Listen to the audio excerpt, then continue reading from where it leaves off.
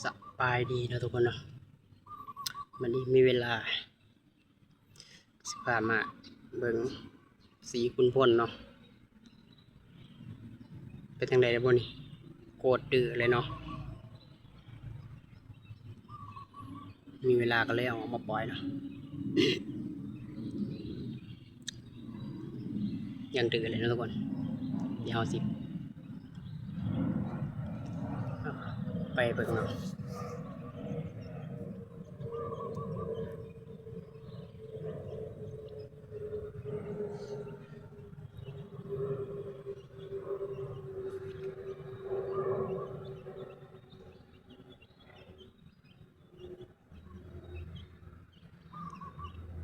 จิ๊กจิ๊กจิ๊กจิ๊กจิ๊กจิ๊กจิ๊กจิ๊กจิ๊กจิ๊กจิ๊กจิ๊ก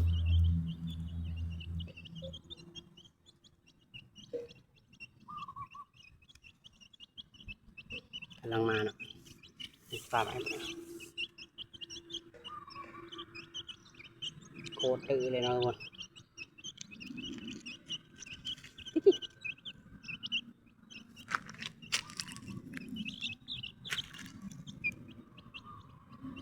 นี่ตัวนี้เป็นแจว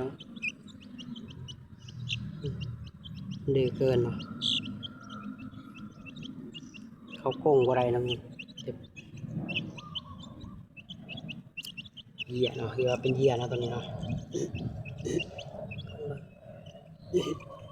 เป็นเด็กตัววอ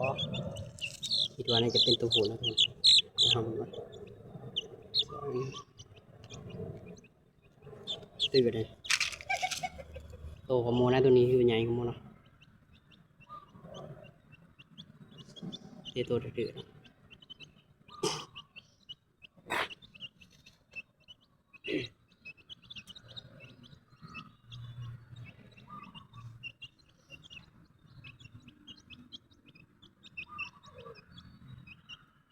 คือว่าดื้อแห้งช่วงนี้ก็พอค่อยมีเวลามาอัปเดตคลิปลงให้เบิ่งเนาะเพราะว่าเลิกงานกับมันทุ่ม2 ทุ่มเนาะเพื่อกลับมาฮอดบ้านกับทุ่มกว่ามึงมีมือเนาะที่กลับมาไวเนาะก็เลยมาอัปเดตเนาะ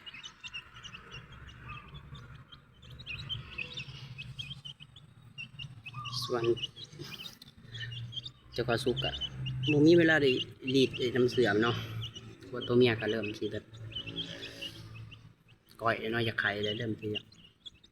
อยากไข่เนาะแต่ว่าโมมีเวลาได้รีดน้ำเสื่อมก็ปล่อยไว้ก่อนเดี๋ยวเขามีเวลาเดี๋ยวเขาค่อยมารีดน้ำเสื่อมเนาะคือสีคุณพ่น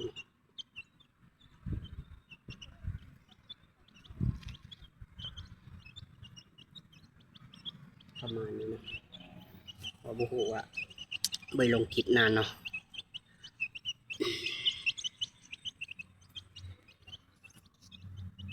ทุกคนลืมกันเบิดแล้วบ่เนาะบ่ได้เห็นคลิปก็ฝากกดไลค์กดแชร์เนาะ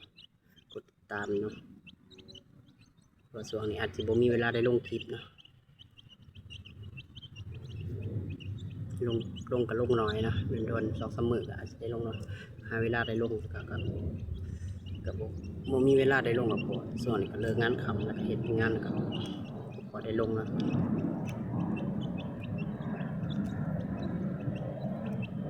เดี๋ยวจะมีเวลาก็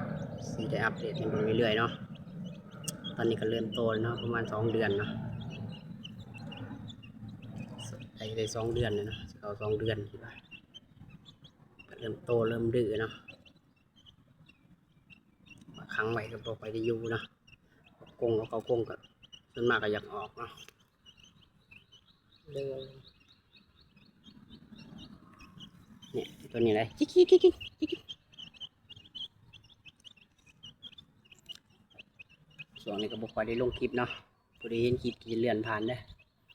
ฝากกดไลค์กดแชร์กดติดตามไว้เนาะเดี๋ยวรอชมผลงานลูกๆของเขาเนาะส่วนพร้อมก็บุกมีเวลาได้รีดน้ำเสือเนาะนี่ปิดคลิปไปสำเนียงทุกคนฝากกดไลค์กดแชร์กดติดตามเนาะเพื่อให้เห็นก็อย่าเลื่อนผ่านเนาะ